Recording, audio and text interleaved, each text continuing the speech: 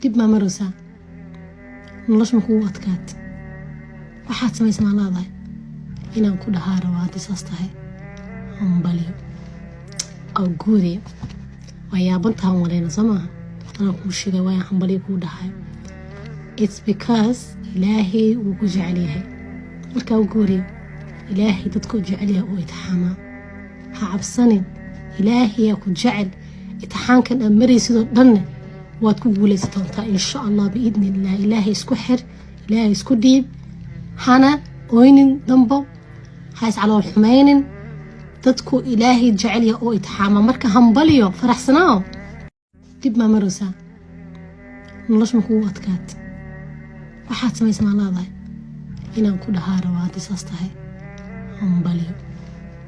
oo guuriyo waa yaabantaan walayna soo maaha anaa kuu sheegay waa hambaliyo kuu dhahay it's because ilaahay wuu ku jecel yahay markaa u guuriyo ilaahay dadka u jecel yahay oo itixaamaa ha cabsanin ilaahay ku jecel itixaankan aad maraysidoo dhanne waad ku guulaysan doontaa insha allah biidni illah ilaahay isku xir ilaahay isku dhiib hana oynin dambo ha iscalool xumaynin dadku ilaahay jecel yahay oo itixaama marka hambaliyo faraxsanaaw dib ma maraysaa nolosha ma kugu adkaat waxaad samaysay ma leedahay inaan ku dhahaa rabaa haddii saas tahay hambaliyo oo guuriyo